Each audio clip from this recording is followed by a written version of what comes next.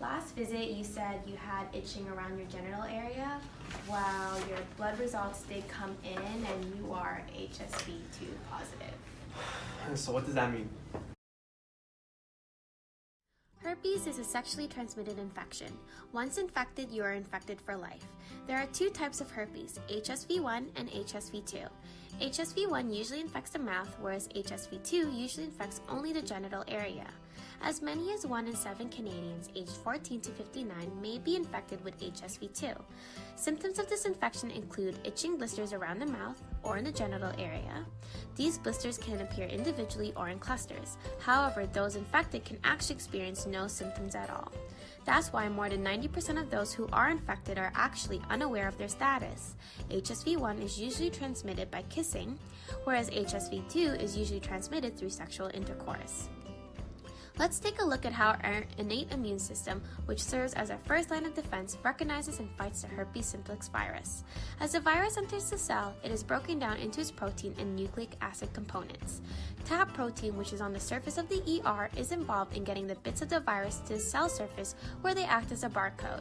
The bits are then recognized by special structures on the endosomes called the toll-like receptors.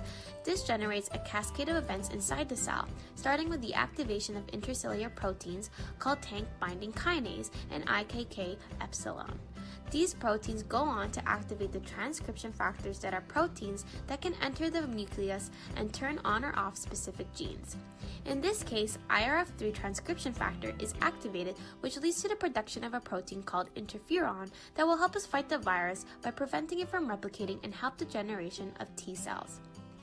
To fight off the already embedded viruses, this requires the addition of adaptive immunity, which involves the specialized role of B and T cells that are important in every immunological attack. B cells contain cellular components on their surface called antibodies that recognize the virus. These B cells then present the virus to HSV-specific T cells for stimulation.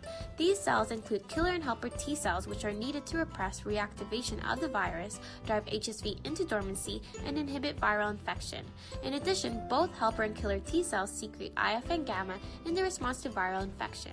IFN gamma from killer T cells further help B cells bind the virus and bring it back to the killer T cells for destruction. The IFN gamma secreted from helper T cells recruit other cells of the immune system like macrophages that fight off the infection by engulfing the viruses. As there is no cure for herpes, what I'm going to do is I'm going to prescribe you an antiviral medicine to help reduce frequent breakouts. And I also recommend taking Advil and wearing loose clothing to help reduce the itching you're feeling.